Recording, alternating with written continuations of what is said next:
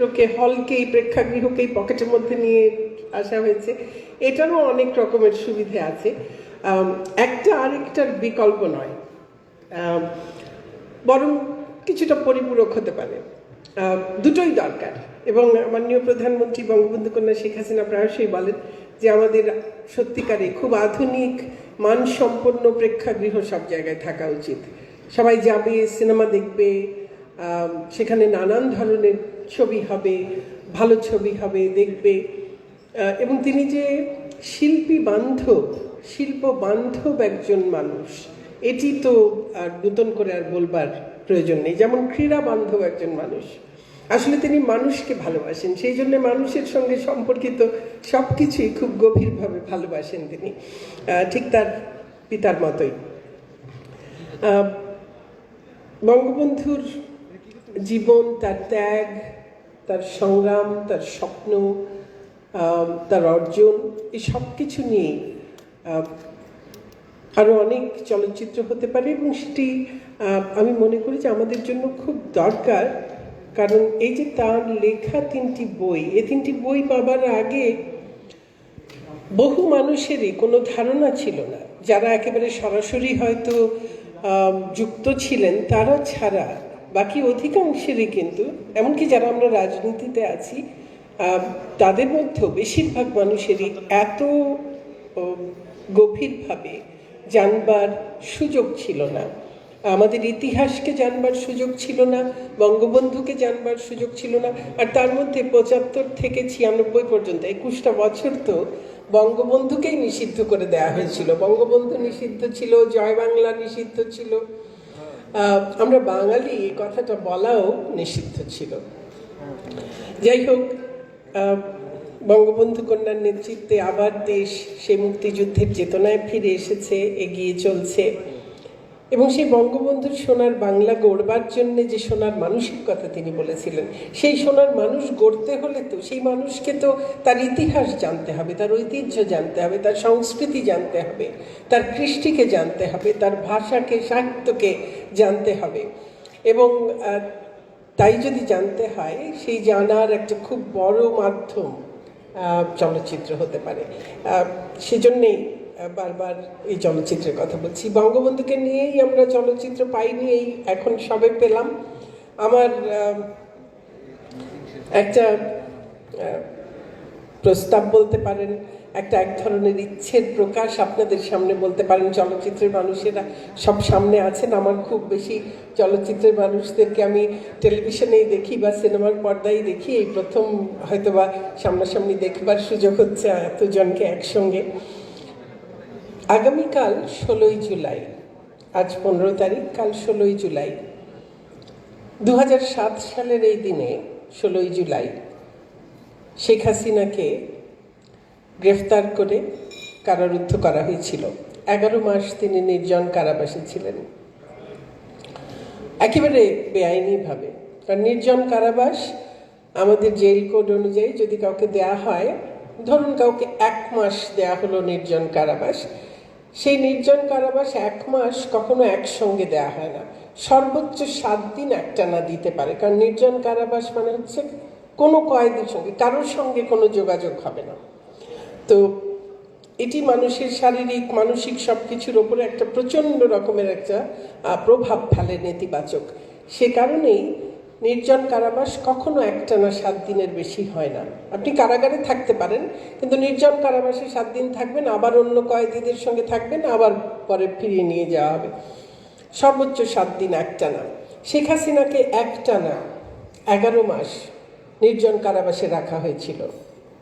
তাকে শুধু শারীরিকভাবে হত্যা নয়, শারীরিক মানসিকভাবে তাকে ধ্বংস করে দেওয়া, রাজনৈতিকভাবে তো অবশ্যই তাকে হত্যা করা, এই অপচেষ্টাগুলো হয়েছে। আমরা জানি তার জীবনের সংগ্রামের কথা, যে মানুষটি এক ভোরে তার পরিবারের সকলকে, প্রায় সকলকে হারিয়েছেন, এবং তারপরও নির্বাসিত জীবন কাটিয়েছেন বিদেশে, ভীষণ কষ্টের মধ্যে ফিরে এসেছেন। এমনকি বাবা মার জন্যে সেই বাড়িতে একটু দোয়া করতে ঢুকতে পারেননি, গেটের বাইরে বসে বাবা মার জন্যে, নিহত বাবা মা ভাই ভ্রাতৃবধূ তাদের জন্য গেটের বাইরে বসে কেঁদেছেন, স্রষ্টার কাছে দোয়া করেছেন, দীর্ঘ সংগ্রাম করেছেন। নিজের সন্তান, স্বামী তাদেরকেও সময় দিতে পারেননি। বাংলার পথে ঘাটে হেন উপজেলা ইউনিয়ন নেই তিনি চষে বাড়াননি, যে কারণে পুরো বাংলাদেশকে তিনি, আমরা যেমন নিজের হাতকেও অত ভালো চিনি কিনা জানি না, তিনি বাংলাদেশকে তেমন করে জানেন, চেনেন এবং মানুষকে ভালোবাসেন। সবাই বলে তার স্মরণশক্তি অসম্ভব ভালো। জাতির পিতার স্মরণশক্তি নিয়েও অসাধারণ সব গল্প আছে। তার স্মরণশক্তি অসাধারণ ছিল। তার কন্যারও সবাই বলেন স্মরণশক্তি ভালো। আমি বলি স্মরণশক্তি ভালো, কিন্তু তিনি মনে রাখেন, তার কারণ তিনি মনে রাখতে চান, কারণ তিনি মানুষকে ভালোবাসেন, তাই তিনি মনে রাখতে পারেন। ইচ্ছে না থাকলে শুধু স্মরণশক্তির জোরে এরকম হয় না। এই মানুষটির জীবন, বঙ্গবন্ধুর জীবন থেকে যেমন আমাদের শেখার অনেক কিছু আছে, আমাদের বর্তমান মাননীয় প্রধানমন্ত্রী জননেত্রী দেশরত্ন শেখ হাসিনার জীবন থেকেও আমাদের শিখবার অনেক কিছু আছে।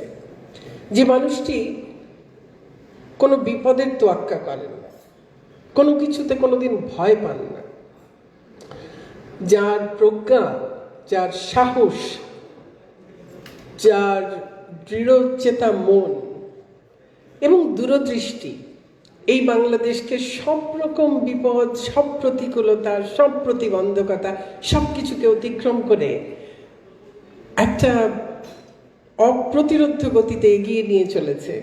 সেই মানুষটির জীবনকে যদি আমরা এই সেলুলয়েডের ফিতে নিয়ে যদি আমরা মানুষের সামনে তুলে ধরতে পারি, দেশে বিদেশে, আমি মনে করি সোনার মানুষ গড়বার কাজে সেটাও খুব কার্যকর একটা কিছু হবে।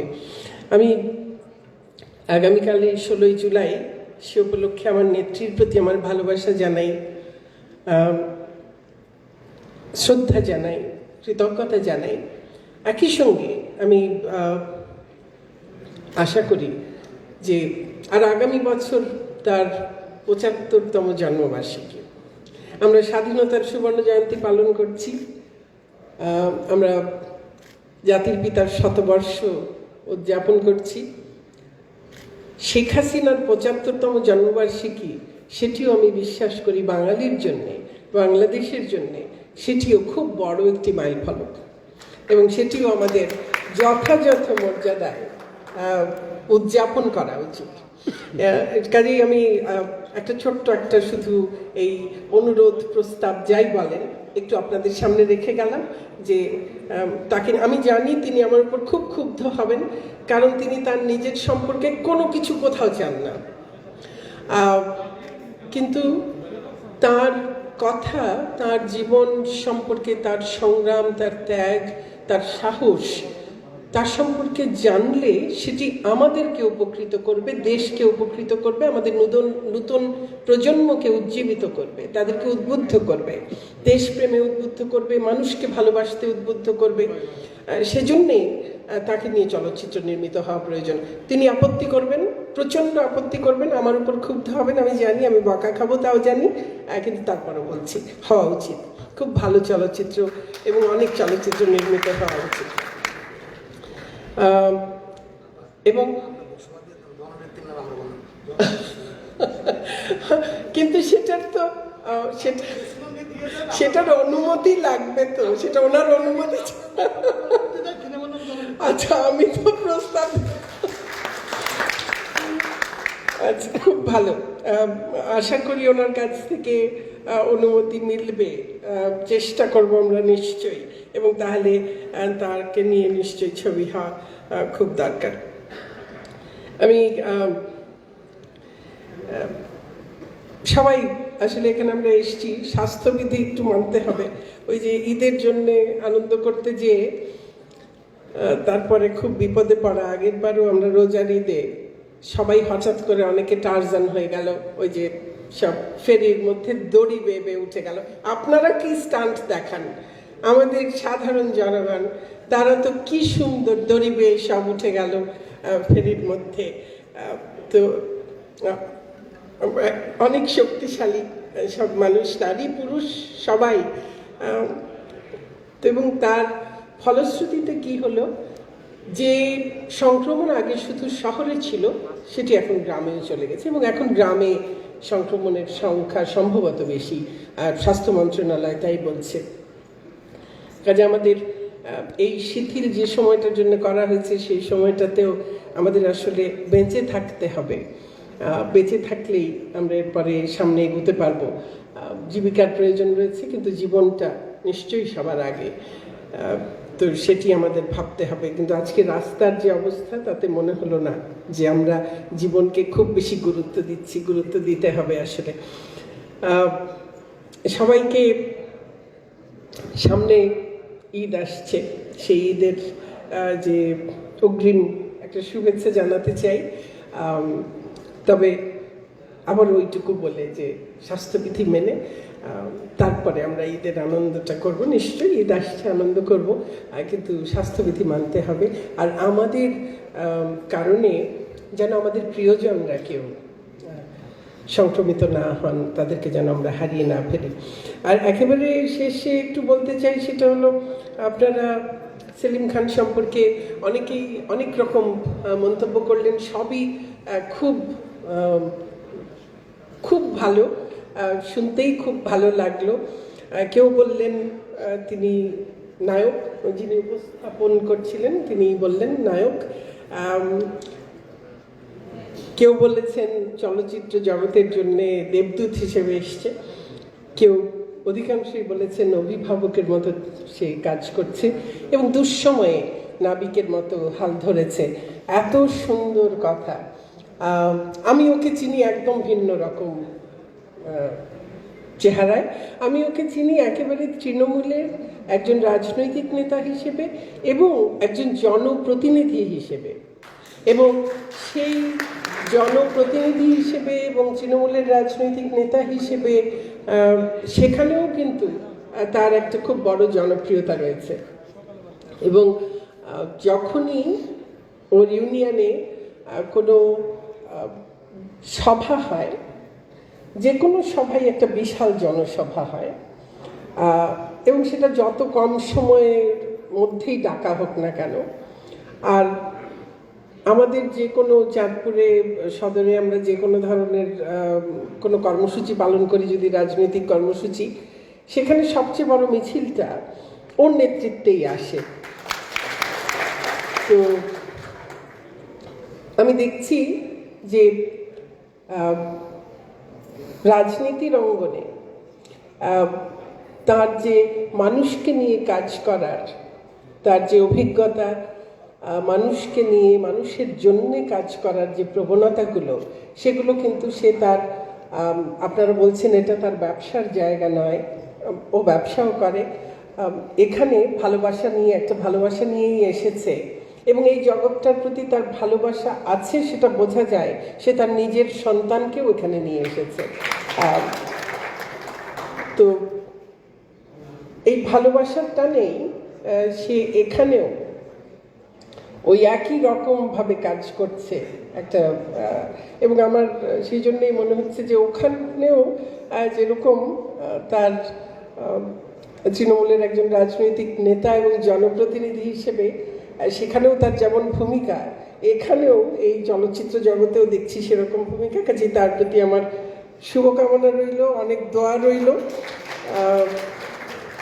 শুধু আমি আশা করি যে আমাকে বারবার বিভিন্ন অনুষ্ঠানে এইরকম করে ও জোর করে নিয়ে আসবে না, কারণ আমার একটা খুব জরুরি মিটিং ঠিক 9টায় শুরু হয়েছে এবং মিটিংটা শুরু হয়েছে, আমি এখন এখানে ওটা অন করা আছে কিন্তু আমি তো অংশ নিতে পারছি না। আমি এখন এখান থেকে বেরিয়ে গাড়িতে উঠেই আমার মিটিংটার মধ্যে ঢুকতে হবে এবং সেখানেও আবার করজোরে ক্ষমা চাইতে হবে যে আমি আধা ঘন্টা পরে যুক্ত হয়েছি, এবং এর দায় কিন্তু সেলিমের কাছে। সে দায় থেকে আর ওকে মুক্তি দিতে পারছি না। যাই হোক, আপনারা সবাই ভালো থাকবেন, সুস্থ থাকবেন, আমরা সবাই মিলেই স্বাস্থ্যবিধি মেনে চলব এবং সবার প্রতি অনেক অনেক শুভেচ্ছা, অনেক অনেক শুভকামনা রইল। আমরা সবাই মিলেই দেশটাকে গড়ে তুলব। আজকে সিনেবাজ এই ওটিটি প্ল্যাটফর্মের আমি শুভ উদ্বোধন ঘোষণা করছি। জয় বাংলা, জয় বঙ্গবন্ধু, বাংলাদেশ চিরজীবী হোক।